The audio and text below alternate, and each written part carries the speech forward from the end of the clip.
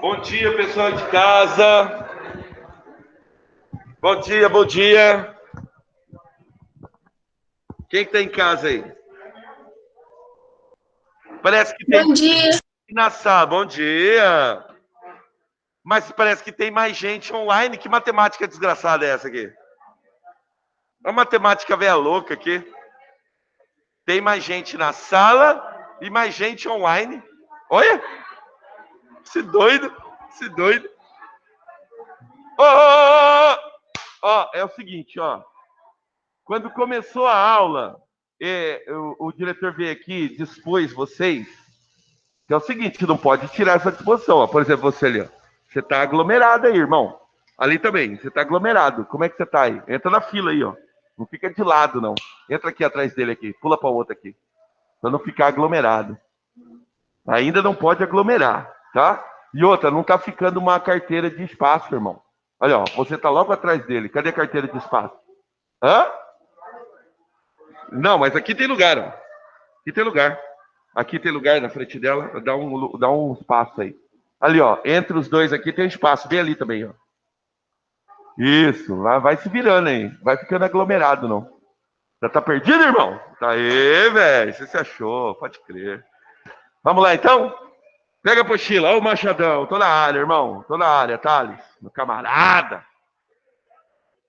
Bom, nós estamos vendo determinadas Não, tô achando lindo. Eu acho lindo. Tudo bem aí? Certinho? Beleza. Nós estamos vendo alguma coisa muito específica no que diz respeito à bela época. Então, abre a apostila aí. Vamos continuar nessa perspectiva. Por quê? Porque logo após esse parnasianismo, o que nós vamos ter? Nós vamos ter uma arte voltada a um procedimento, né, que está acontecendo no final da virada do 19 para o século 20, que é justamente os postulados de Sigmund Freud. Então, Freud aparece e Freud começa a transformar aquilo que até então era só algo espiritual em algo passivo de ser estudado. Um deles é o sonho, né? A gente já discutiu aqui, já falamos a respeito. Então, Sigmund Freud, o que ele faz?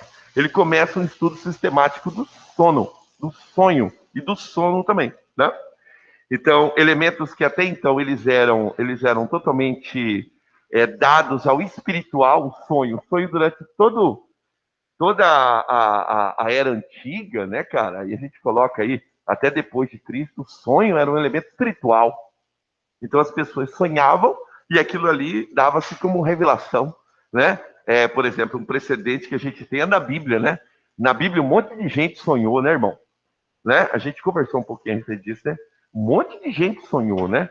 O José sonhou, o rei Nabucodonosor sonhou, né? E assim esses sonhos, eles foram dados como proféticos, né? Dizem que o próprio José, né, o pai do Cristo também, tem um sonho no Egito e daí ele retorna do Egito. Por quê? Porque com o nascimento de Cristo, teve toda aquela matança dos primogênitos, né? E daí o que acontece? Ele foge com a criança e vai para o Egito. Lá no Egito ele tem um sonho que está na hora já dele voltar. E assim por diante, né? Então, o sonho sempre como um elemento dado como espiritual.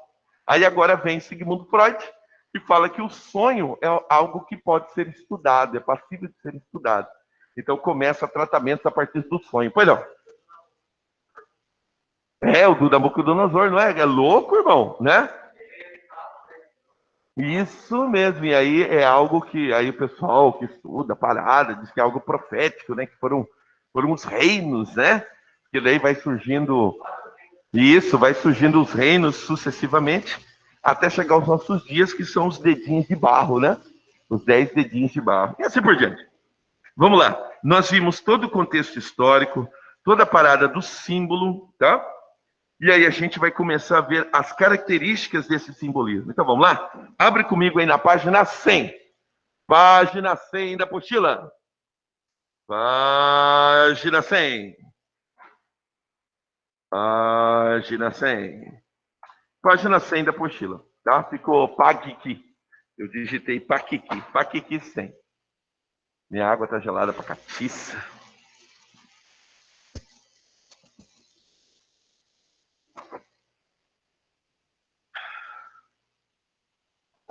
página 100, e aí a gente vai ver aqui essa escola literária, que é uma escola literária que vai evidenciar justamente esse elemento enigmático, né? E aí, se não bastasse o elemento do sonho, ela também vai voltar-se, né, a outros elementos, elementos espirituais, elementos metafísicos. A gente vai começar a falar não de algo palpável, mas de algo simbólico. Então é a hora que começa a se escrever para um símbolo, tá? E aí, nós somos uma sociedade de símbolos, né, cara? Nós temos símbolos que fazemos gestos, nós escrevemos, fazemos desenhos, né? Nós temos logos, né? Que nós evocamos, e todos esses elementos, eles são elementos representativos. Eu acho que eu cheguei a falar a respeito de como o símbolo ele vai se transformando ao longo dos anos, né? Então, por exemplo, se você vamos lá, vamos fazer um teste aqui. Um tridente. Se eu mostro um tridente aqui, você está ligado no tridente, né? Então é uma lança com 3 pontas, é um tridente. O que ele vem à mente na hora? Na hora. O diabo, o capeta, aí viu? Poseidon. Entendeu? Eu pensei na Ariel já, na Ariel. Então, para uns veio o capeta. Por quê? Porque supostamente é um símbolo do capeta. Mas também vem o símbolo do Poseidon, o rei dos mares, né? Aí vem a Ariel, né? Porque está correlacionado. Você concorda também que possa ser um símbolo da agricultura também? Um símbolo da agricultura, né? A gente brincou com a cruz de cabeça para baixo? Brincamos? Não, brincamos ou não brincamos? É que você estava dormindo, né? Quem falou não, estava dormindo. Então tá, a cruz... não, online, estava dormindo. Não, online, assim. Né? A cruz de cabeça para baixo. A cruz de cabeça para baixo, eu falo a cruz de cabeça para baixo, o que você lembra? Capeta, o Satã, né? É Evocação do Mal. Tá ligado? Todo mundo assistiu Evocação do Mal 2? O 2 é pesado, velho. Você tá louco? É o 2 que o menino tá ali no corredor, aí vem um carrinho assim, sai do nada, assim, um carrinho. Aí fala assim, vem brincar comigo. É no 2? Aí ele devolve o carrinho assim. É no 2 ou no 1? Evocação do Mal. É o 2, né? É o 2. Aí tem aquela cena que supostamente vai revelar o capeta, aí as cruzes estão ali, as cruzes viram de cabeça para baixo. Umas 30, aí elas viram todas de cabeça para baixo. Contudo, se nós evocarmos a nossa história cristã, a cruz não era a cruz de cabeça para baixo, era para ser um dos mais altos, né? Um dos mais elevados símbolos do cristianismo, porque é a cruz que representa a crucificação de Pedro.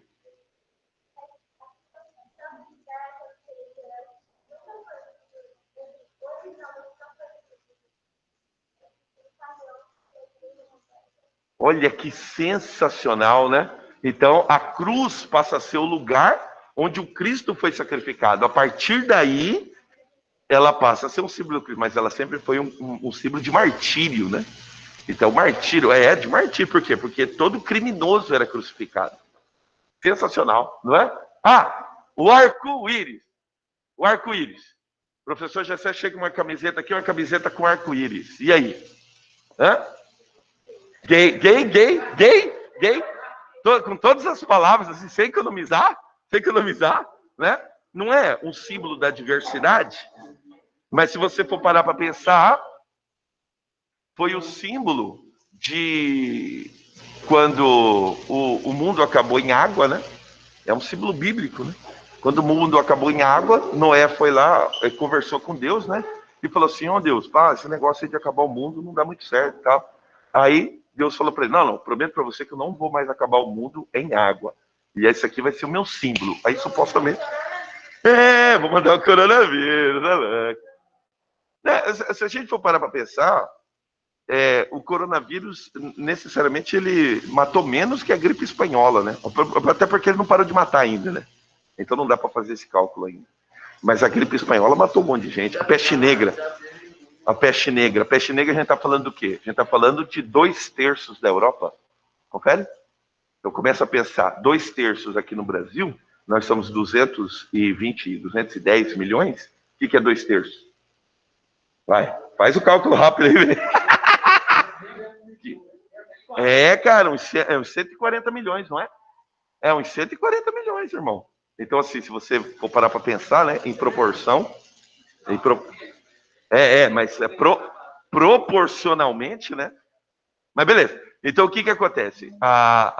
Os símbolos, eles vão se transformando, né?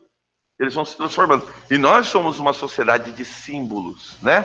Então, nós aderimos os símbolos. Tem gente que tatua as coisas, né? No corpo, né? Elementos simbólicos, correspondências simbólicas, né? Já viu aquele pessoal que sempre tatua alguma coisa e é difícil, assim, o cara tatuar alguma coisa, aquela coisa que ele tatuou não tem uma história. Confere comigo? Normalmente o cara faz uma tatuagem, ele conta uma história, né? Isso aí é verdade. E você vai perguntando, ele vai te falando, né? É quase uma aula, né? Sim, começa a perguntar. Por exemplo, você não tem aquela espada grega? Ele tem uma espada grega. Ali já dá uma boa aula, que é justamente a espada que Aquiles mata Heitor. Então, todo um cenário histórico importante, que foi a morte de Heitor na hora que os dois estavam ali. Aí ele tem tatuado ali, não há pacto entre homens e leões, uma coisa assim, que é um fragmento da Ilíada. Então, dificilmente o camarada vai tatuar alguma coisa no corpo. Vocês ainda não têm idade para tatuar, né? Ninguém tatuou? Ninguém tatuou? Ninguém tatuou? Não? Então tá, o que acontece, né? Eu tenho os meus filhos, eu não tenho mais criança, né? Meu caçula tem 18 anos. E agora, recentemente, eles chegaram lá em casa, os três tatuados, né? Então, eles tatuaram uma flecha, bem aqui. Uma flecha, e cada um deles tem um número. O meu mais velho, número 1, a minha do meio, número 2, e o meu caçula, número 3, né? Supostamente foi uma tatuagem de irmãos. Por quê? Porque eu sempre falei para eles, do versículo bíblico que diz lá em Salmo, que é bem-aventurado o homem que tem muitos filhos, porque são como flechas na mão do valente. Entendeu?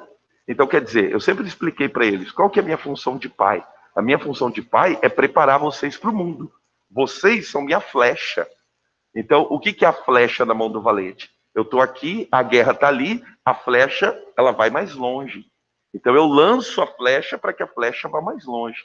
Eu lanço a flecha porque a flecha ela vai aonde eu não posso ir. Confere? Eles foram lá, tatuaram lá. Cada um tatuou uma flecha e tatuou um. Por quê? Porque um é a flecha 1, o outro é a flecha 2 e o outro é a flecha 3. Fechou? Então, o elemento simbólico, cada um, né, adquire para si determinados símbolos, e esses símbolos, eles conversam. São símbolos que eles têm representatividade, de repente, não em todas as culturas, mas em determinada cultura, ela tem uma representatividade, né? E a gente lê isso daí, a gente interage com isso daí, a gente conversa com isso daí. O que que o simbolismo vai fazer? O simbolismo, ele vai usar palavras não para determinar algo, mas para sugerir. O simbolismo vai falar através de símbolos. E, ao mesmo tempo que você acha que ele está falando da morte, aí ele pode falar assim, não, eu acho que ele está falando da vida. Aí o outro fala assim, não, eu acho que ele está falando do sonho. Aí ele fala assim, não, eu acho que ele está falando de um pesadelo. Entendeu? Por quê? Porque ele vai sugerir apenas, ele não vai falar. Vamos tentar experimentar? Como é que é?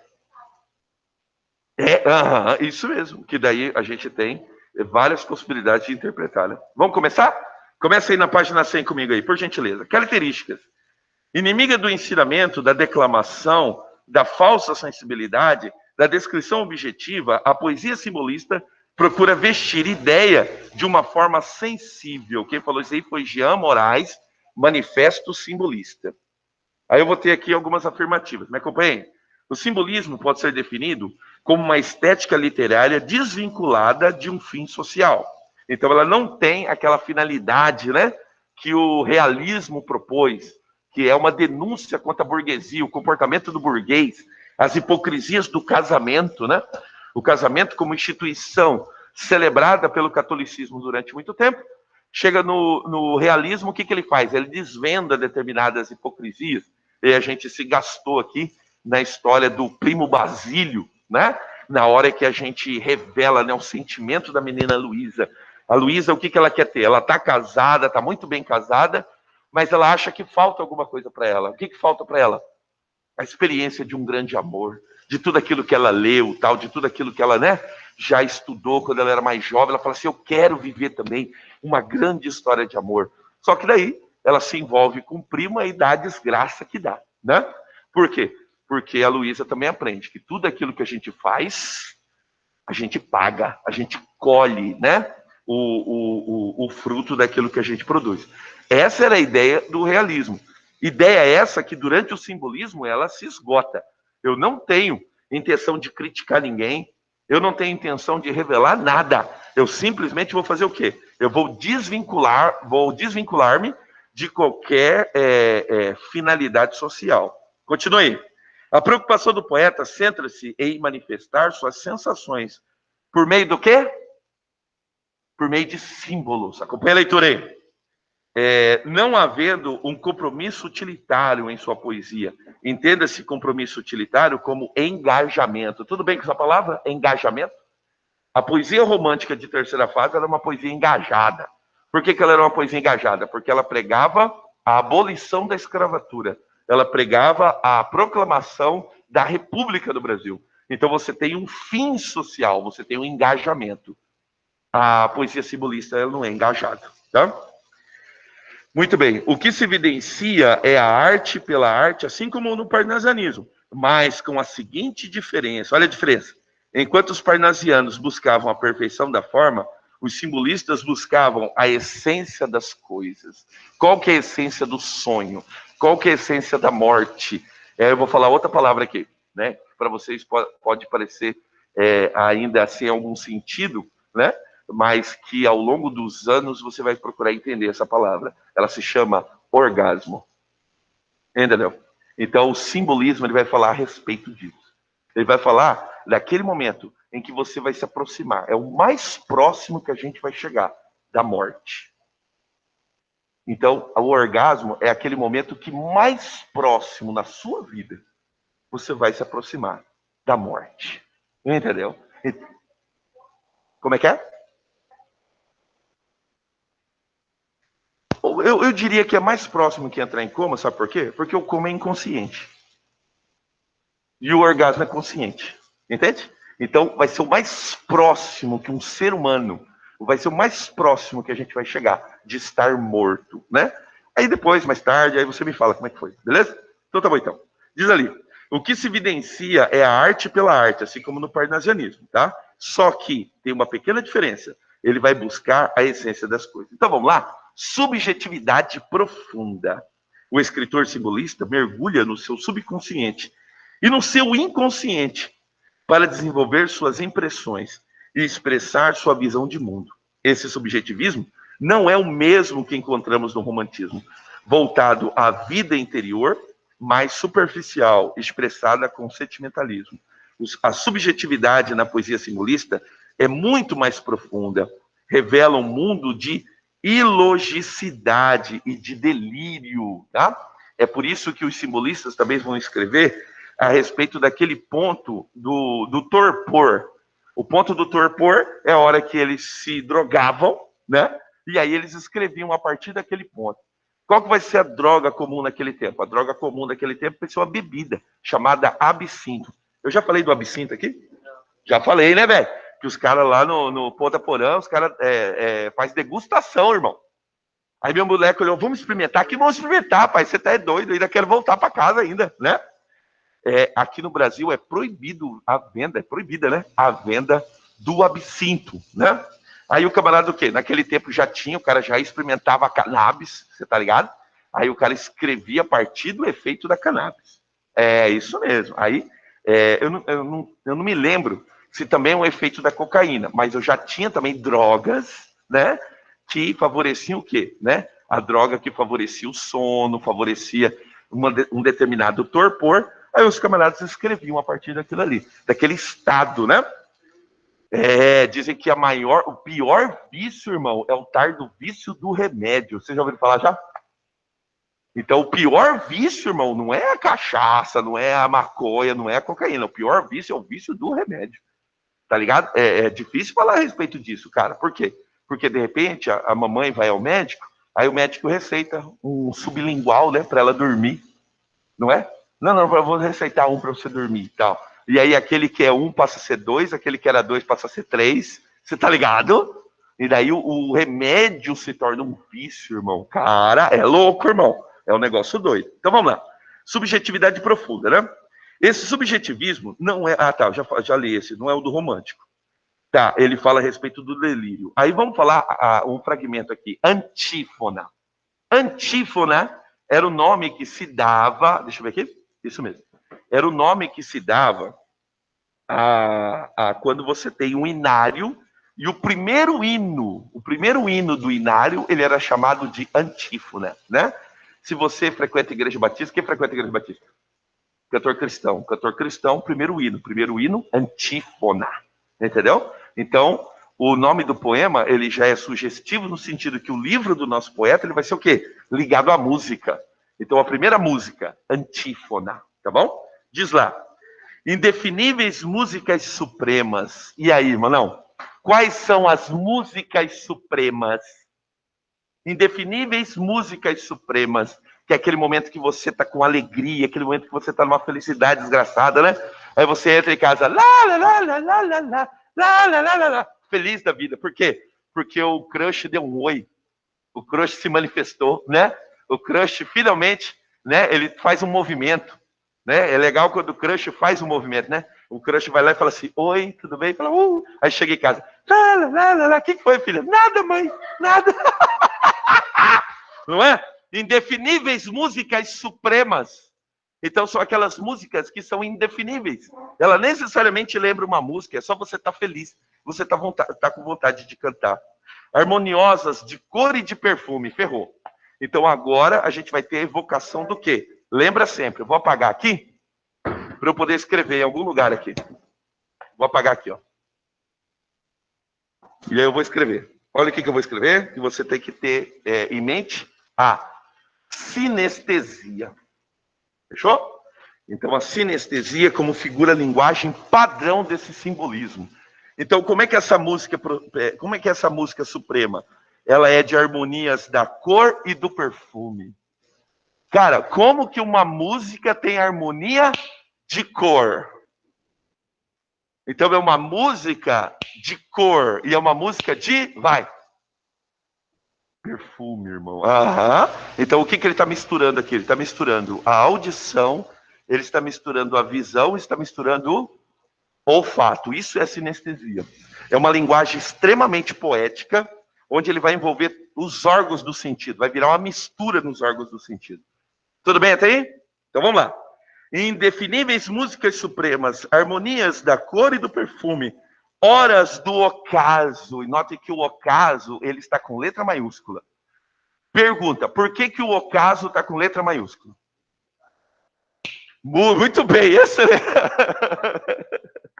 O ocaso está com letra maiúscula justamente para tentar evidenciá-lo como um ser, como uma pessoa. Da mesma forma que o parnasianismo fazia com o amor, com a inveja, né?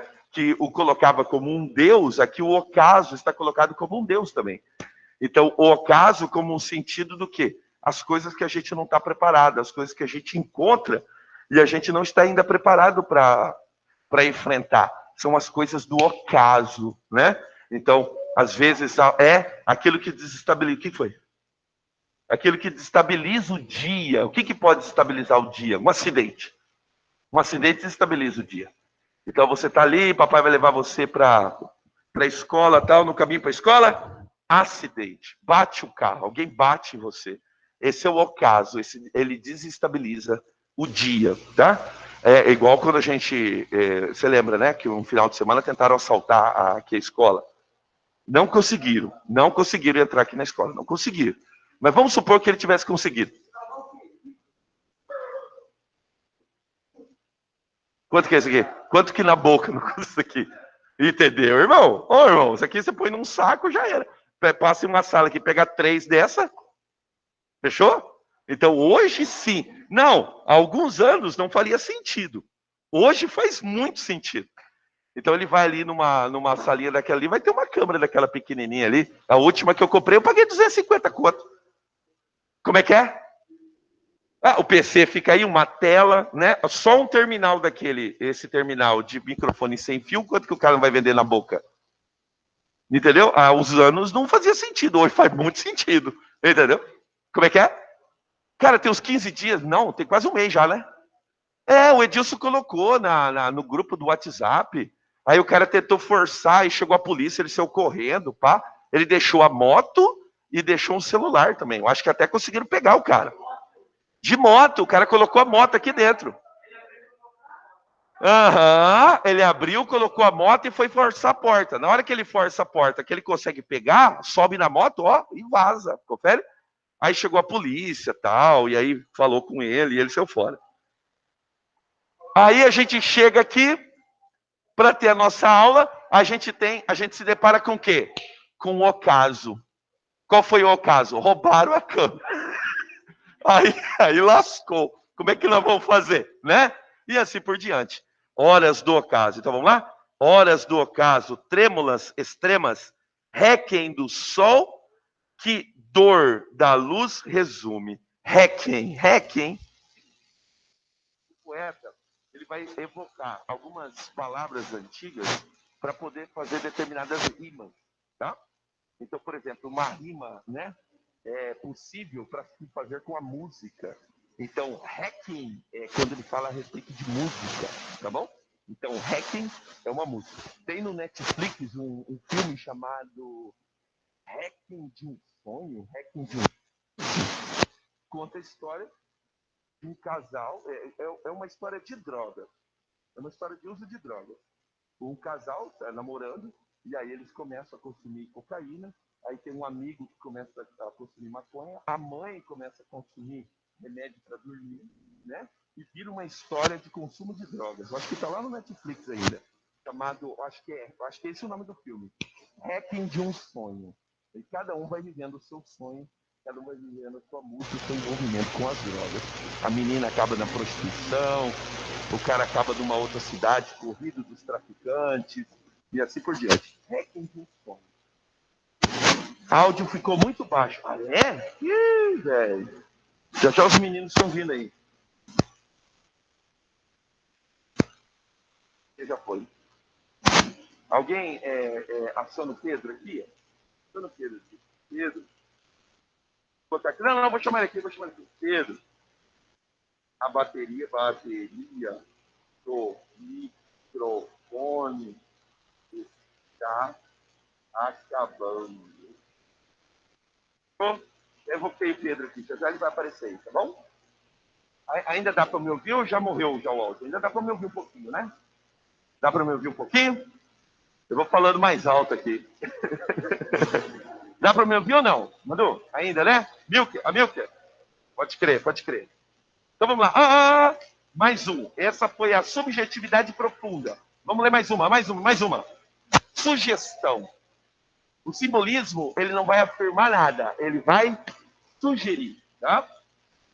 Inventando a linguagem, o artista amplia a significação das palavras, atribuindo-lhes novos sentidos.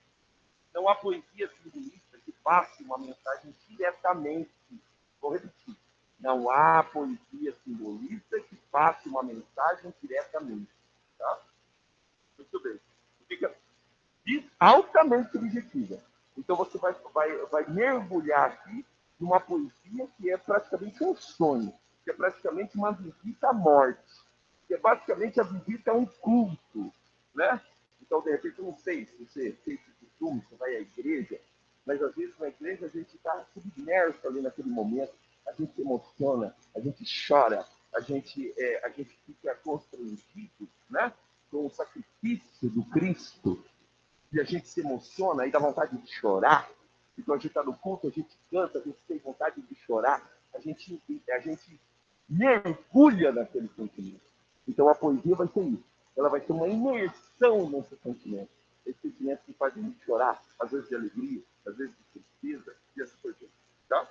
Então não há uma poesia simbolista que seja uma mensagem dita diretamente. Todas são transmitidas a partir do quê? A partir do quê? Da sugestão. Fechou? Então elas são sugeridas. No simbolismo se insinua. nunca ser direto ou claro. Há um hermetismo intencional na significação por parte do artista, que prefere, com esta forma de linguagem, deixar sua obra aberta e mais de uma interpretação, aberta a mais de uma interpretação. É o fim do descritismo parnasiano. Então, não é mais fácil de se entender.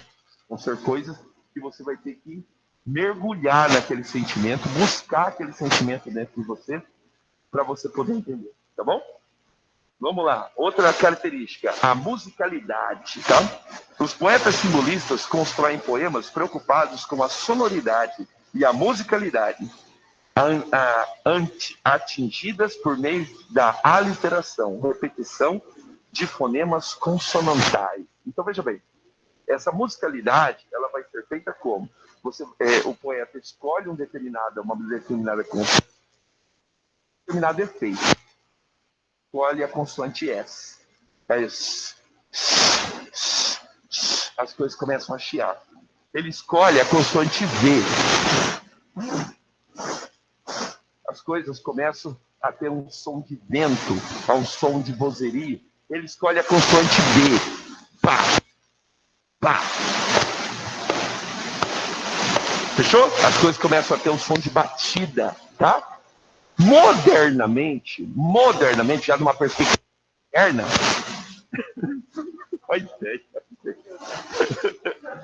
vou te falar, intimidade é uma desgraça, né, velho? A tal da intimidade é uma desgraça. Numa perspectiva moderna, o que o poeta faz? O poeta, ele faz dessa forma, mas é para chamar a sua atenção. Tem eu acho que foi, deixa eu ver aqui.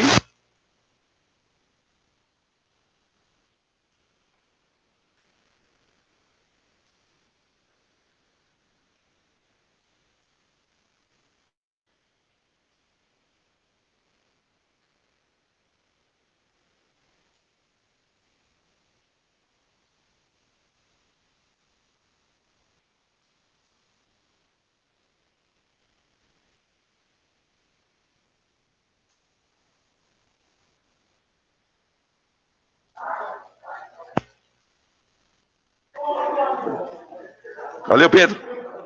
Aí, meus amigos, trocou. Tudo bem aí?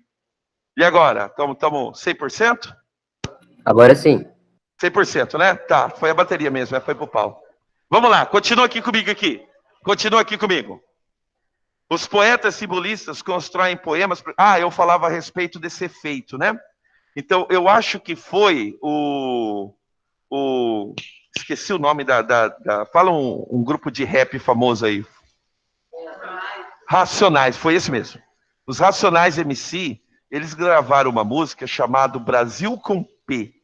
Eu já mostrei para você, já? Brasil com P, o que o camarada faz? Ele faz o protesto dele, a música dele de protesto, e cada palavra do poema, cada palavra da música, ela começa com a letra P. É sensacional. Não. Todas as palavras, elas foram escolhidas para começar com a letra P. Entendeu? Pedro Paulo, profissão, pedreiro. Entendeu? Principal passatempo, pandeiro. Já mostrei, não é? Eu acho que eu mostrei no passado quando eu falei de figuras de linguagem. Não foi? Figuras de linguagem. Então, o que acontece? Ele faz com uma outra intenção. Qual que é a intenção? Claro, chamar a sua atenção. Olha só, o meu protesto eu estou fazendo só com a letra P. Presta atenção em mim. Entendeu? E assim por diante. Então, eu tenho muita aliteração. E eu tenho muita assonância também. O que é assonância? É a repetição de sons vocálicos. Tá bom?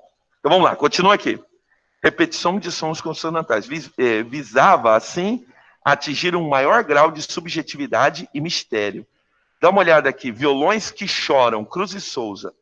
Vozes veladas, veludosas vozes, volúpias dos violões, vozes veladas. Vagam nos velhos vórtices velozes dos ventos, vivas vãs vulcanizadas.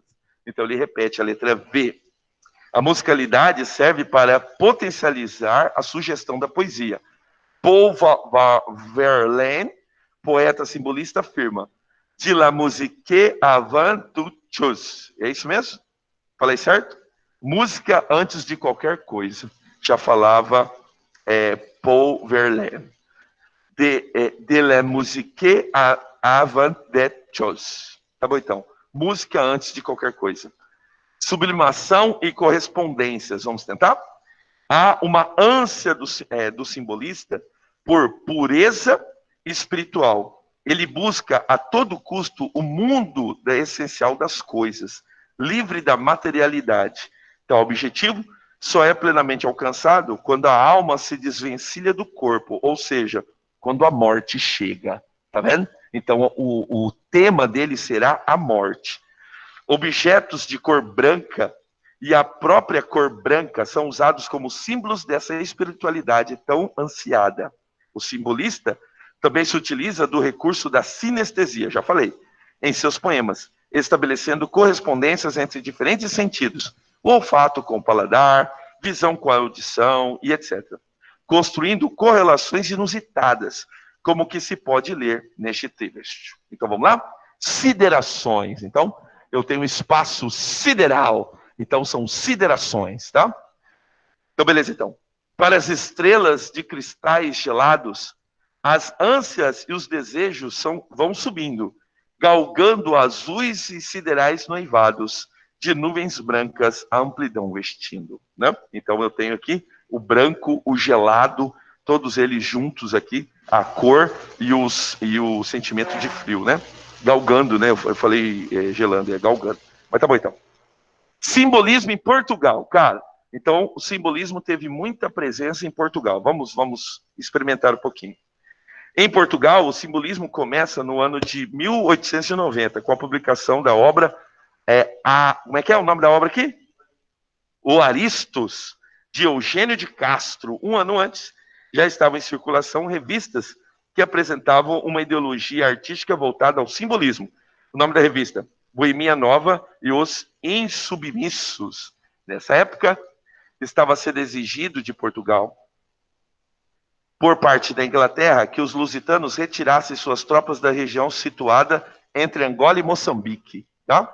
Então, veja bem, aqui é uma questão também muito importante para a gente entender o aspecto desse simbolismo, porque o simbolismo ele vai cair o quê? No subjetivismo, no sentimento. E Portugal começa a viver um sentimento pátrio, um sentimento muito ruim, tá? Vamos ver se eu vou conseguir fazer aqui uma analogia. Portugal teve as suas colônias. O Brasil foi uma delas, né? Portugal perde o Brasil em 1822 com a independência. Confere? Aí o Brasil passa a ser independente. Mas Portugal continua com as suas colônias africanas. E a monarquia está numa grave crise em Portugal. O rei Carlos, assim, está no fio da navalha. Aí o que o rei Carlos pensa? Ele pensa numa atitude para levantar o moral da monarquia, entendeu? Para levantar o moral do povo. E aí o que ele pensa? Eles têm a colônia ainda na África, que é a colônia de Moçambique e Angola, tá? Então vamos lá, Gessé, desenha o mapa da África aqui, vai. Conseguiu ou não? O que você acha? Aham, para de rir, pô. É África ou não é? É África. É, não é? Lembrou? Então tá massa. Aqui eu tenho Angola. Aqui eu tenho Angola. E aqui eu tenho Moçambique. Então, o que Portugal quer? Portugal quer um negócio que a gente vai chamar de mapa rosa, tá? Até hoje eu não entendi por que se chama mapa rosa, tá bom?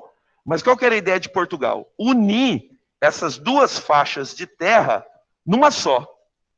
E aí Portugal, o que ele teria? Ele teria um grande reino português, tudo isso daqui seria Portugal, a parte de Portugal aqui da Europa e a parte de Portugal aqui da África.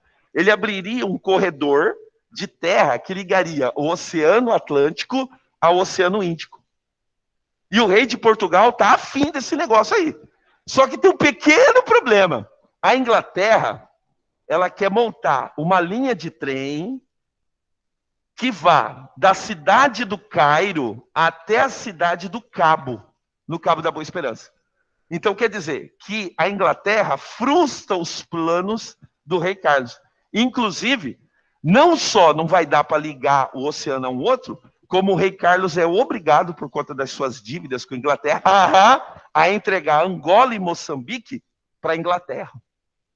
Então é um momento que Portugal, irmão, tá assim, eu não sei evidenciar isso daí para vocês. Como é que a gente faz para evidenciar esse sentimento? É como se, de repente, chegasse a Argentina e falasse assim, não, eu quero o Rio Grande do Sul, eu quero Santa Catarina, eu quero Paraná para mim. Ah, mas não, a gente não vai... Aí a gente acaba dando para eles. Aí dá o Rio Grande do Sul, dá Santa Catarina, dá o Paraná. Você perde uma parte do seu país. Pensa na comoção nacional. Então a gente se apequena em relação à Europa. A gente é obrigado a dar uma parte da nossa propriedade para a Inglaterra. Pensa o sentimento que tá? Tá todo mundo assim, ó. E dizem que esse vai ser um movimento crucial para que a monarquia deixe de existir em Portugal. Então, quando o século virar, Portugal vai deixar de ser uma monarquia. O Brasil foi uma monarquia e deixou de ser uma monarquia. Só que a monarquia do Brasil começou em 1822 e terminou em 1888. Você é bom de matemática? Quantos anos? 66. Portugal é uma monarquia desde 1128. Agora, na virada do 1900, ele vai deixar de ser uma monarquia. Você está vendo? É uma monarquia de quase 1000 anos. São 1000 anos de monarquia que vai acabar. Então, pensa o sentimento do povo português. Você entende? Então, o simbolismo chega numa hora que o povo está numa decadência, irmão. Velho, a vida é uma desgraça mesmo, tá, não sei o quê. Entendeu? Isso aí, descarrega o nome aí, descarrega o nome. Então, vamos lá. Continua comigo aqui. Nessa época, estava sendo exigido de Portugal, por parte da Inglaterra, que os lusitanos... O microfone está no meu nariz. Tá. Por parte da Inglaterra, que os lusitanos retirassem suas tropas da região situada na Angola e Moçambique. Tal fato deve-se ao intento de ambas as nações de aumentar seus territórios na África. Esse conflito ficou conhecido como o Ultimato Inglês. E, em 1910, temos a proclamação da República em Portugal. Fechou? Em 1910, Portugal deixa de ser uma monarquia e passa a ser uma república. O simbolismo português dura até 1915, quando inicia-se o modernismo em Portugal, com a publicação da revista Orfeu, de Fernando Pessoa e Mário de Sá Carneiro. Aí nós vamos ter o início do modernismo em Portugal, 1915.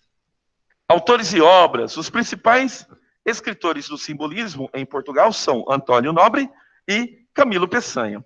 Antônio Nobre, nitidamente influenciado por Garré, Almeida Garré, expressando em sua poesia o mundo provinciano português. Antônio Nobre mescla em sua poesia a linguagem sofisticada e a linguagem coloquial, permeada pela musicalidade. O pessimismo e o intimismo que levam a um caráter confessional são traços marcantes do subjetivismo dos poemas dessa época. Ainda observa-se em sua obra, mais especificamente, o seu último livro, Despedidas, né? 1902, que foi uma obra que foi publicada após a morte dele. Um nacionalismo nostálgico relacionado ao sebastianismo. Lembra do sebastianismo? O que é o sebastianismo? Quando, por advento das grandes navegações, o Portugal só tinha o rei, que era muito jovem, tinha os seus 21, 22 anos, Dom Sebastião, e ele foi para uma batalha, a Batalha de Alcácer Quibir. Lá em Alcácer Quibir, no norte da África, ele desaparece. A gente não sabe o que aconteceu com o Dom Sebastião. E aí o que acontece? A Espanha requisita o trono português e começa um negócio que a gente vai chamar de Aliança Ibérica. E aí começa a decadência do reino de Portugal. Então, veja bem, se a gente recupera o rei Sebastião, Dom Sebastião, o que a gente recupera também? A glória de Portugal. Então, essa é a lenda do sebastianismo. A lenda do sebastianismo é o rei que se perdeu. Se a gente acha o rei, a gente acha a glória novamente. Entendeu? Então, neste caso aqui, Portugal está numa decadência. Por que sebastianismo? Porque nós estamos envoltos numa tentativa da volta da glória de Portugal. Só que Portugal está em plena decadência. Vamos lá? Na Praia da Boa Nova. Na praia lá da Boa Nova, um dia edifiquei. Foi esse o grande mal. Alto castelo, o que é fantasia. Tudo de lápis, lazuli e coral. Naquelas redondezas não havia quem se gabasse de um domínio igual. Ó, castelo tão alto, parecia o território de um senhor feudal. Um dia, não sei quando, não sei de onde, um vento seco de deserto. Splim. Deitou por terra ao pó. De tudo esconde. O meu condado, sim. Porque eu já fui um poderoso conde naquela idade em que se é conde assim. Tá? Então, Antônio Nobre, falando a respeito dessa decadência da glória de Portugal. Eu vou colocar aqui, segundo A, parei aqui, tá? Segundo A. Parei aqui. Fechou? Beleza? Falei mais que a minha boca. Deixa eu sair fora. Todo mundo colocou o nome, hein? Descarrega o nome aí, pessoal aí de casa. Descarrega o nome, tá bom? Um abraço. Amanhã eu tô de volta. Até amanhã, até amanhã.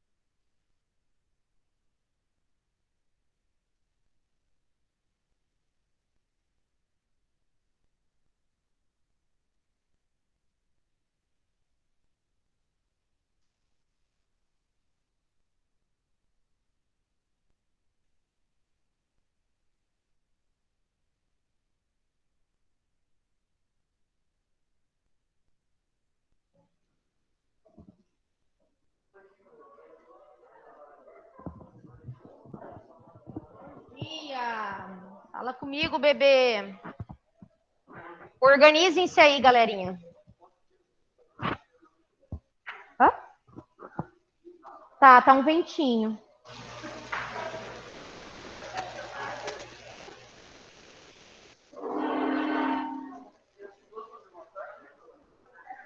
Pesquisei.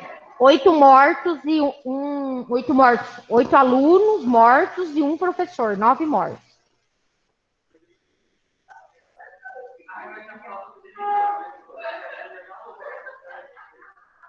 Feridos?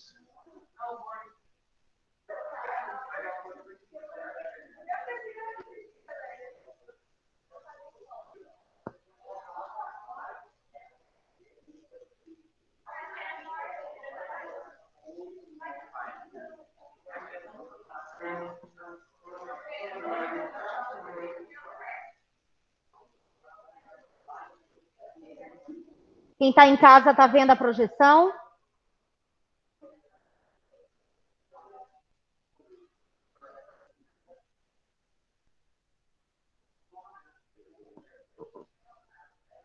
Oiê, quem está em casa está vendo a projeção, por favor? Alguém pode responder? Câmbio.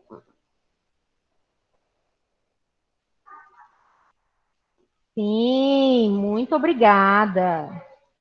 Gratidão. Alô. Valeu. Galera, então, anota aí no seu caderninho de rascunho. Esse é o tema redacional 2, tá? Vou até colocar aqui. Tema redacional 2. Vou disponibilizar.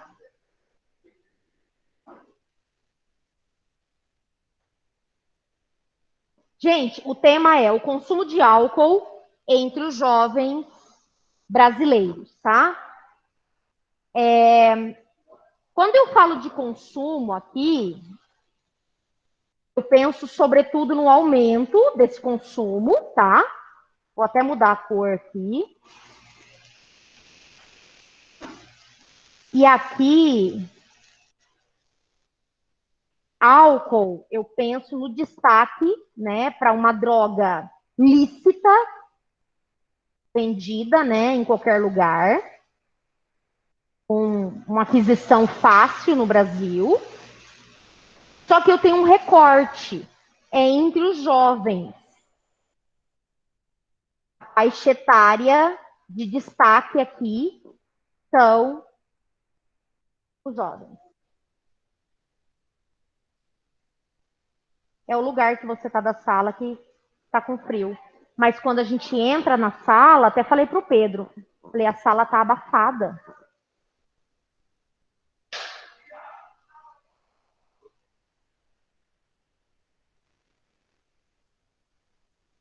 Então, ó, consumo de álcool entre os jovens brasileiros. Eu estava conversando ali hoje, no primeiro tempo, também entra menores. Na verdade, jovem no Brasil é a partir de 18 anos, tá? Mas nada impede de você citar adolescentes, até porque eu coloquei um dado bem aqui na frente, ó, que está mais ou menos aqui, ó. Esse primeiro dado, 15 anos, ó. Vou dar um destaque para ele aqui, ó. Segundo a OMS, o álcool como maior responsável por mortes de brasileiros entre 15 e 19 anos, seja em acidentes ou paradas cardíacas. Então, assim, eu estava comentando, como eu disse lá no B, desse uso, né, da bebida que foi potencializado nesse período pandêmico, né? No ano de 2020, nós tivemos um aumento no consumo de bebida alcoólica por adolescentes, tá? Então, a problematização, assim, quando eu penso em tese, de fato, o álcool tem sido mais recorrente ou mais presente, mais evidente no consumo, né, por jovens, menores, enfim, tá? Aí aqui, eu tinha até colocado aqui um destaque para aquela live do Gustavo Lima, que teve uma repercussão ano passado. O que aconteceu? Ano passado, o Gustavo Lima fez uma live, acho que foi bem no início da pandemia, e aí ele encheu a cara e tal. Geralmente, essas lives, inclusive, elas foram patrocinadas. Elas patrocinavam as lives. A Itaipava, né, a do Leonardo também, Bruno e Marrone.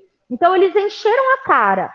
E, assim, teve toda essa repercussão da influência que o ídolo pode despertar no fã, né? Mesmo que as pessoas estivessem em casa, porque é um período pandêmico, ficou em evidência, né, que essa influência ela foi mais notável pelo número de vendas, porque eles também conseguiram levar em consideração o número, né, de vendas nesse período da pandemia, né, e dessa consumação.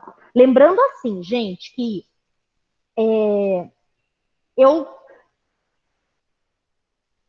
eu queria mostrar, queria escrever, mas não queria mostrar tudo uma vez, então deixa assim. Lembrando assim que a gente sabe que a venda de álcool para menores é crime. O Estatuto da Criança e do Adolescente assegura que essa venda não deve existir, bem como o consumo não deve existir. Só que a gente sabe que na prática não existe uma fiscalização atuante, né? O que faz com que o álcool seja adquirido com muita facilidade na nossa sociedade. É muito fácil, né? Você nem precisa, às vezes, ser maior para comprar, entrar numa conveniência e comprar a bebida que você quiser, né? Outro dia mesmo, eu estava no Comper aqui da Ceará, era uma sexta-noite. E aí tinha um grupo de jovens, e era nítido que eram 5, mais ou menos, que pelo menos 3 eram menores. Só que daí eles estavam com 2 que eram maiores. Não, e assim, ninguém foi questionado de idade no caixa, nada. Compraram as caixas de cerveja, levaram e tal, com tranquilidade, né? Mas essa é uma falha que vem não só da administração local, mas também vem dos órgãos públicos que não fiscalizam e não fazem a lei valer, e também vem da família, que muitas vezes é a primeira a incentivar a bebida alcoólica, né? A influência, ela é notável, é o determinismo, né? Se você convive num ambiente que a bebida é normalizada, é banalizada, né? Vai lá no freezer, né? Traz a minha cerveja lá, serve lá para mim. Aí com 12 anos o guri já tá bicando o copo de cerveja do pai. Com 19, se ele chega em casa embriagado, nossa, o que eu fiz para merecer isso, né? Por que meu filho faz isso? Onde foi que eu errei? Então, esses questionamentos, eles são muito comuns nas famílias. Mas o exemplo, a conduta, também é determinante nos comportamentos, tá? É a influência dos amigos. Muitas vezes é mesmo. Mas muitas vezes a influência está dentro de casa, tá? É complicado você discernir, né? Eu bebo, você não bebe. Né? Eu posso beber, você não pode beber. Até que ponto você vai conseguir lidar com isso? Você enquanto pai e o indivíduo enquanto filho, né? Aqui, na verdade, eu coloquei dica de tese, mas é um início de texto, não é tese, ponto de vista, um início de texto que eu chamo de frase nominal, que é fácil de começar e não necessariamente você tem que saber uma citação ou algo do gênero para começar o texto. Diversão, ponto. Álcool, ponto. Acidente, ponto. Morte, ponto. Aí você cria uma estratégia a partir disso. Esses elementos remetem ao consumo excessivo de álcool por jovens na sociedade brasileira, para aí, parará. Tá? É uma ideia, né? Aí eu pensei de vocês citarem aqui a felicidade momentânea. Eu vou até escrever aqui, Quando você falar dessa felicidade momentânea, você pode citar o sociólogo Bauman. Então, o Bauman, ele fala justamente dessa fluidez das relações. Tudo nosso é muito efêmero.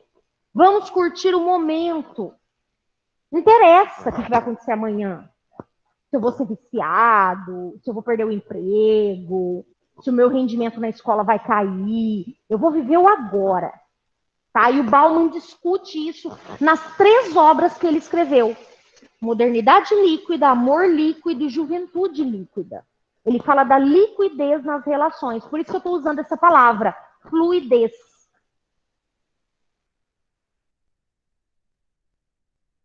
Tá?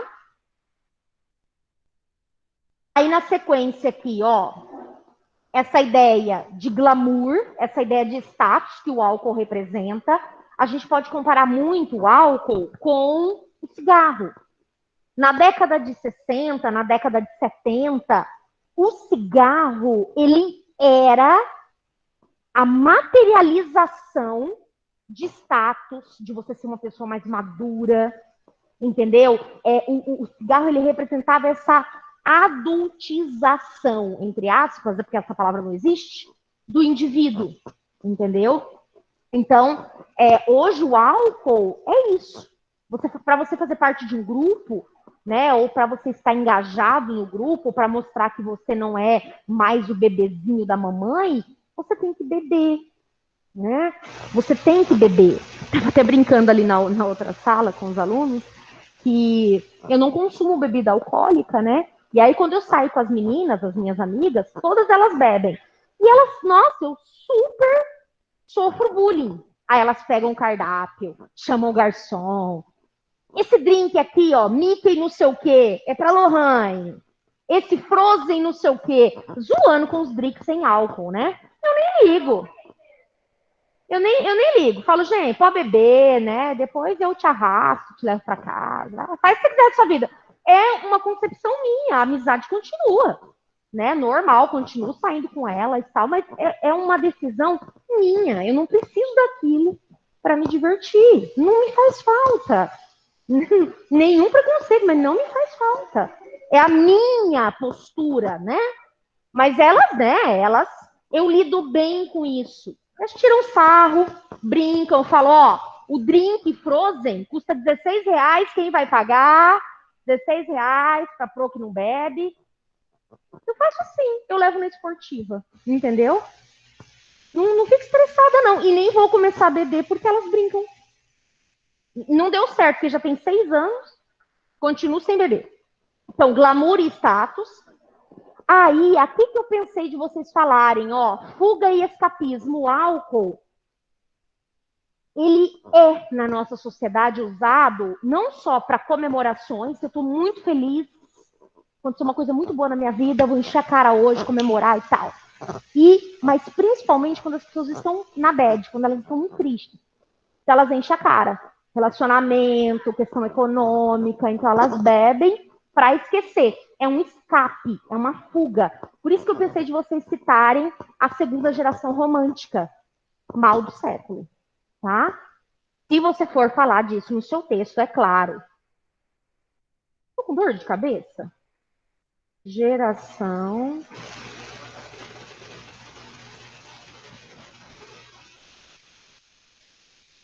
mal do século. Lá na frente, nas próximas projeções, eu citei o Álvares, com a obra Noite na Taverna, também para registrar para vocês, tá? Aí, seguindo aqui, ó, tabu. Quando eu falo de tabu, eu quis dizer no sentido de discussões sobre o tema. Discussões sobre o tema. Sabe aquela coisa assim? Ai, gente, ficar falando de álcool, ficar falando de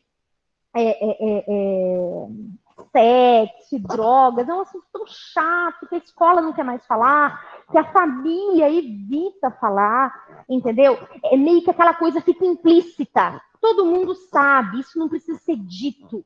E não é verdade. Precisa ser dito, precisa ser trabalhado. Né? Por nós pensarmos assim, e os números têm só se agravado, né? Mas infelizmente acontece, principalmente na família. A família ela tenta fugir muito desse tipo de assunto pesadão, entendeu? E acaba às vezes deixando para a escola também já acha que está muito batido e não trabalha mais o tema, enfim, que ninguém fala disso, tá? E a gente tem que pensar que o álcool não é uma droga que te fragiliza somente socialmente. Não é, tá? Não é.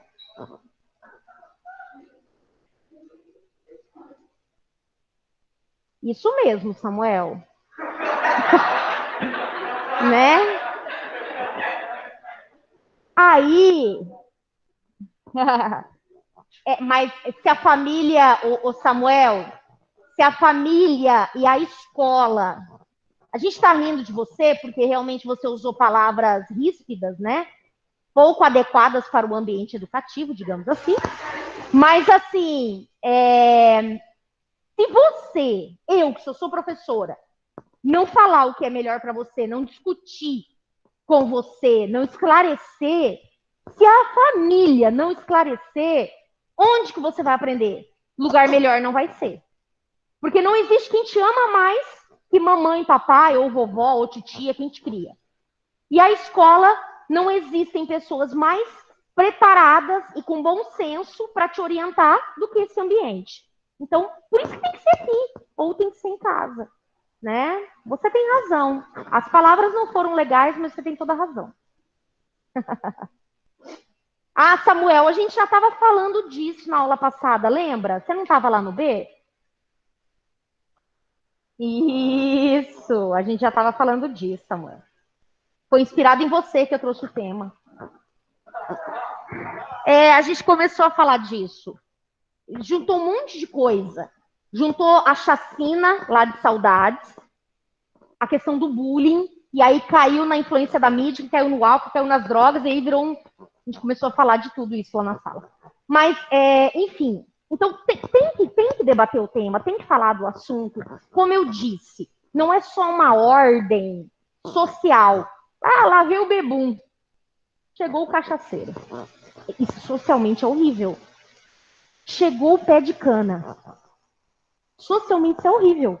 Você chega no trabalho e não tá bem, né? Deixa a cara de novo. Você tá na escola, você tá detonado. Cognitivamente você não tá bem. Tá imprestável. Socialmente o álcool é péssimo. Na saúde também é péssimo. Seja a curto ou a longo prazo, ele vai trazer danos. Não tem jeito. Ah, não faz mal nenhum, claro. Faz. Talvez não faz mal agora. Você tem 15, 20 anos. Mas espera, o tempo vai passar. Então, a longo prazo, ele vai fazer mal. E o maior mal é o vício. Porque, gente, não tem coisa pior na vida do que uma dependência química. O sofrimento por não conseguir largar aquilo. A abstinência por não ter acesso a determinado produto, certo? O quantas pessoas sofrem com isso. O álcool destrói família, vocês sabem disso. Sabe, o álcool torna a pessoa violenta, torna a pessoa agressiva, faz você cometer coisas que você jamais pensaria na vida. Então tem todo um reflexo. Eu falei da questão social, que envolve a familiar também. Quantos casamentos não foram destruídos por conta do álcool? Às vezes não era falta de amor, não. Outras questões, né? Então tudo isso a gente tem que pensar. Que tipo de pessoa eu quero ser? Né? Até que ponto esse consumo vai ser importante para mim, enquanto indivíduo? Com que tipo de pessoa eu quero me relacionar? Hoje no boteco pode ser interessante, mas e amanhã no dia a dia? Vocês estão entendendo?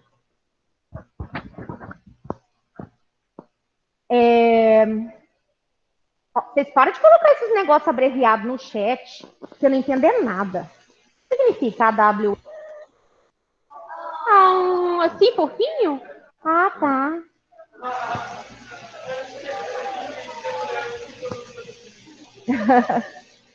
Você também não entendeu? Tamo junto, então. Ah, tá. Eu sou a procareta das abreviações. Às vezes o povo manda mensagem pra mim, Loi, não sei o que, tudo abreviado. Eu falo, gente, olha que não entendi nada. Aí, aqui, ó, as influências, né? O grupo, essa ideia.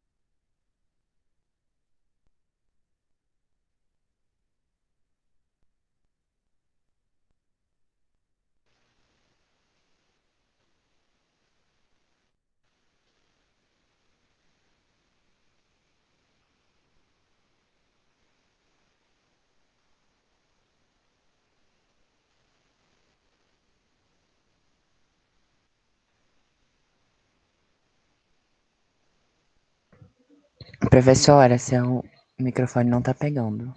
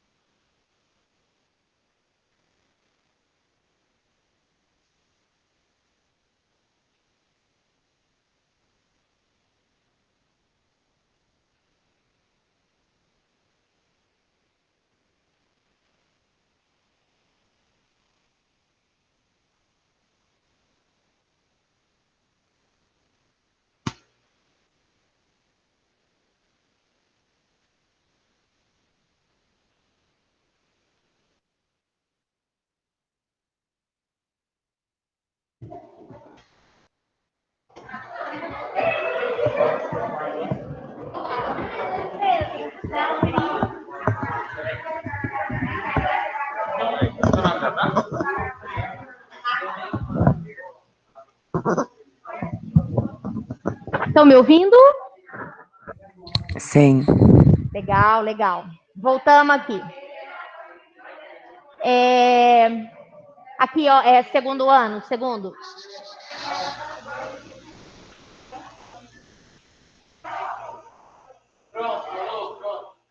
Aham, eles estão prontos, esperando vocês. Gente, dentro daqueles aspectos da influência, não sei se vocês estão percebendo, todos esses pontos, felicidade momentânea, glamour, fuga, tabu, influência social, que eu tô agora, eles podem fazer parte do projeto de texto. Lembra daquele texto que a gente acabou de ver? Então, eles podem fazer parte daquele projeto. Você precisa escolher 2 elementos. Esses tópicos podem fazer parte daqueles elementos, tá? Então, ali eu tava falando da influência da mídia, né? Como a propaganda, tipo, a garota verão. Aí a pessoa se imagina lá com a garota verão na praia, tomando aquela cerveja, né? Não tem como você não ter um caractere tendencioso, né?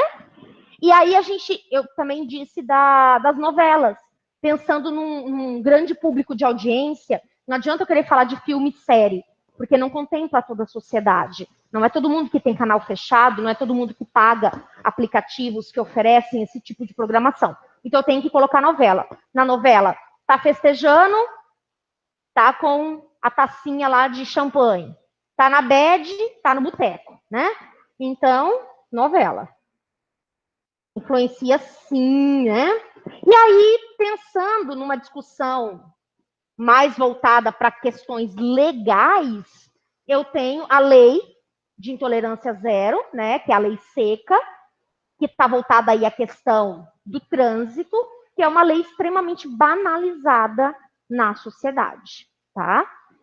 Estava até dando um exemplo para os alunos que ontem, justamente ontem, nós tivemos um acidente gravíssimo aqui em Campo Grande, no ano passado, de um jovem que estava com a namorada, estava dirigindo em alta velocidade, ele tinha ingerido bebida alcoólica e ele perdeu o controle da direção, parece que eles discutiram, e ele perdeu o controle da direção e acabou batendo, com um acidente horrível, ela faleceu na hora. E ele sobreviveu. E o julgamento demorou todo esse tempo aí, cerca de 8 meses para ser finalizado. E ontem saiu a sentença, né? Então ele foi punido realmente por homicídio culposo, responsável pela morte da namorada, né? Porque ele assumiu a direção, ele estava embriagado, né? E ela faleceu em decorrência desse acidente, tá? Então, é um outro aspecto que a gente pode citar também. Quando eu falo de banalização, eu posso citar a Hannah.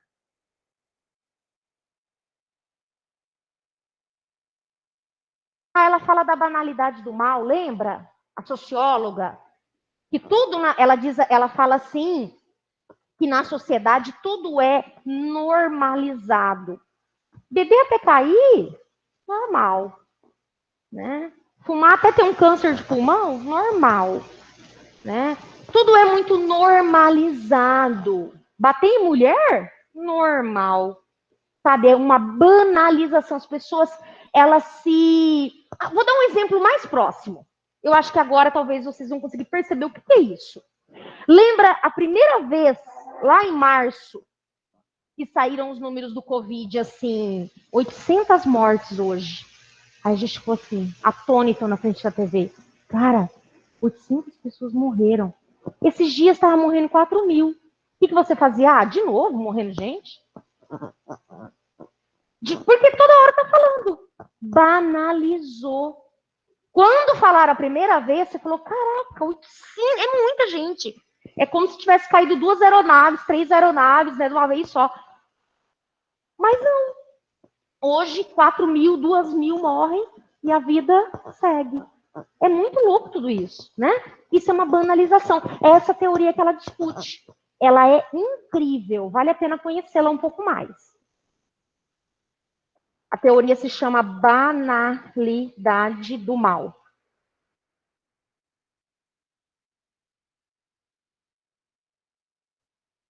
Eu não sei se eu passei aqui ou se foi na terceira série. Negócio das notícias ruins e tal, não sei o quê.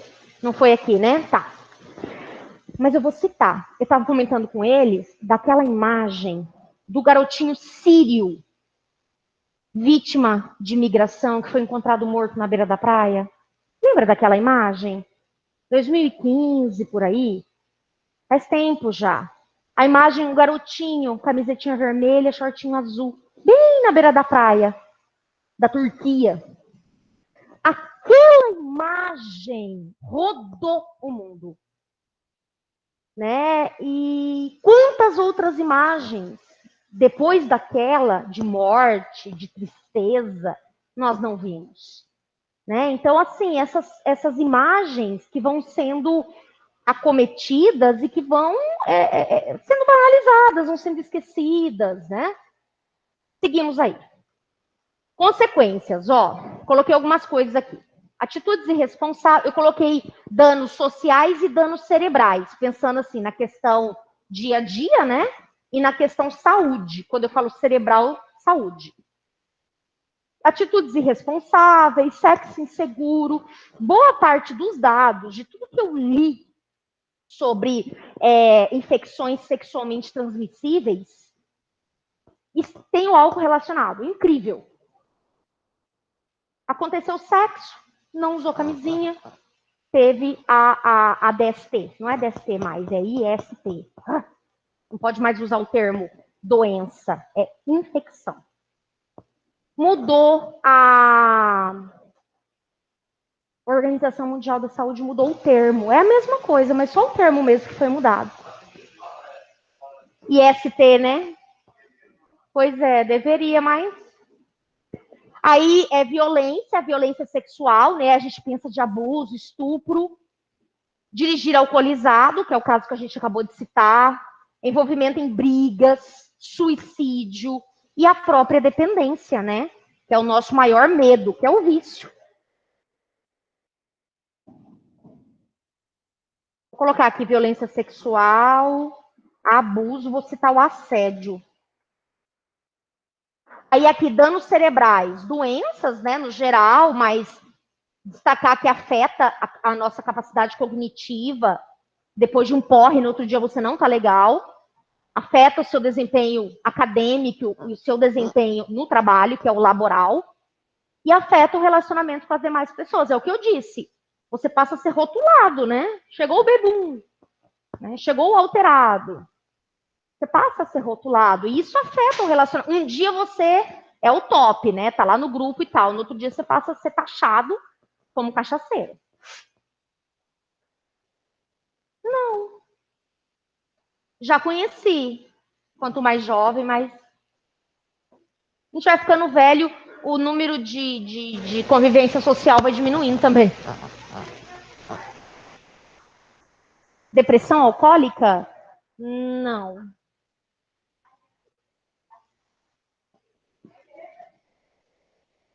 E nessa depressão alcoólica, a pessoa, ela tem esse nome porque ela torna-se dependente por conta do estado depressivo, ou é porque ela está tentando sair do álcool?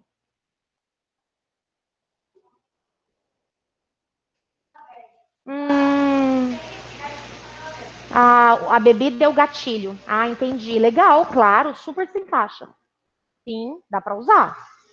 Então, aqui eu citei algumas consequências, né? Fica a fala da colega aí que ajuda também. E aqui eu coloquei repertórios, ó. Eu já li esse dado, né? Que esse consumo na faixa aí dos 15, 19 anos acarreta em muitas mortes, sejam por acidentes ou até mesmo paradas cardíacas. Jovens entre 14 e 17 anos são responsáveis por 6% de todo o álcool comercializado. É muita coisa, né? 6%. De 14 a 17 anos.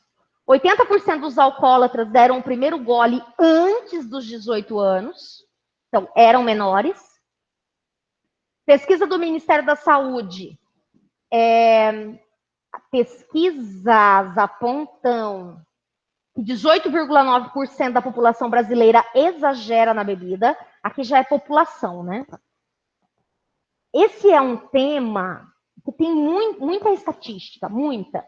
Mas daí, como eu disse na primeira aula, tentem usar outros repertórios, né? A gente já citou algumas coisinhas aqui, para não ficar só em número. Mas se você for procurar na internet, o que mais você vai achar é infográfico que fale de bebida, que fale de percentuais e tudo mais. É o que mais tem.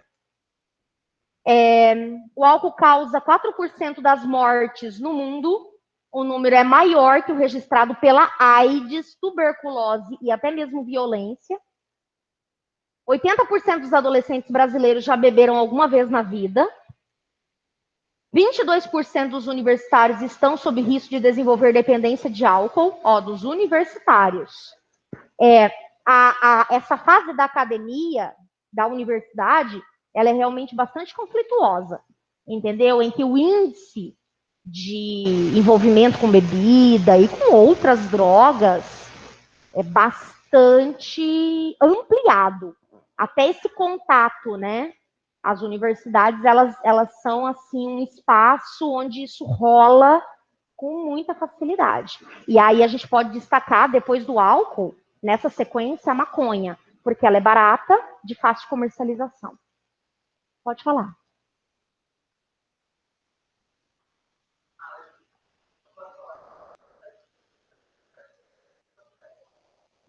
Vai ter que colocar a fonte, igual tem aqui, OMS, Abremet, não sei o que, tem que colocar o nome.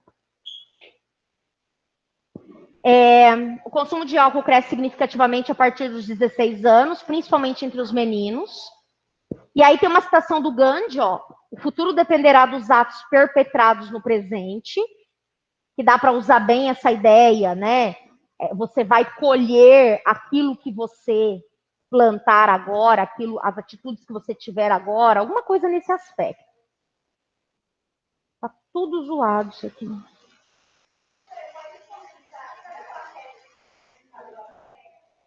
Sim. Pode usar. Aqui é Adorno e a indústria cultural, que está muito relacionado, Theodor Adorno, da indústria cultural, está muito relacionado à questão da propaganda, a mídia que impulsiona esse consumo. É igual a comida, né? Sei lá, você está morrendo de fome, vê um hambúrguer na TV, você vai querer materializar esse hambúrguer. Está morrendo de calor no sábado à tarde e vê uma cervejinha lá na propaganda da TV, vai querer a cervejinha. É mais ou menos essa a ideia. Rousseau, o homem é bom, mas a sociedade deprava-o e torna-o miserável. Prazer imediato, Bauman, que eu já citei. Durkheim e o fato social, Paz social é tudo aquilo que é coletivo. O indivíduo tem de fazer aquilo que a sociedade o impõe. Bem legal citar Durkheim. Segunda geração romântica, e essa é a ideia do mal do século, né? A obra literária, ó, que eu citei, Noite na Taverna. E o Profissão Repórter, que trouxe uma chamada assim, ó, jovens abusam no consumo de álcool no Brasil. Se vocês quiserem depois dar uma olhada, não é muito longo. É muito legal esse do Profissão Repórter. E é justamente esse o título. Jovens abusam no consumo de álcool no Brasil. E aí ele vai entrevistar, ele vai explorar, né, tanto especialistas quanto jovens falando disso. E aqui eu coloquei umas medidas. Ministério da Educação, acrescentar nas grades curriculares debates sobre o alcoolismo, com psicólogo, a mídia, emissoras de TV, incluir o tema em novelas com personagens fictícios, o governo, contingente para fiscalizar bares, o Ministério da Saúde, ampliar políticas de combate ao álcool, que o Ministério também é corresponsável, né, por tratar, por ajudar e expandir os cuidados, como no que se refere aos alcoólicos anônimos e tudo mais. E seguimos, é isso, gente. Então aqui ó, já tem um esqueminha, medida, repertório e argumento. Nem de mais, nem de menos, só o suficiente para ser feliz.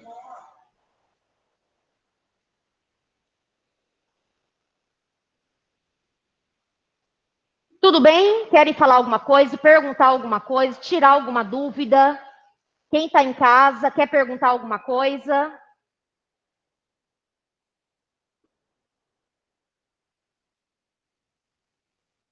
É uma dissertação, tá? Mas lá no CLES eu vou colocar tudo de boa. Tudo de boa.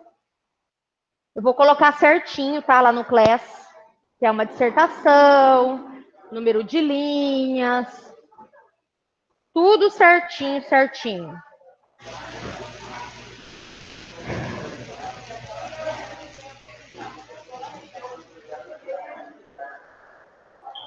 Obrigada, tá? Fiquem com Deus. Boa semana para vocês.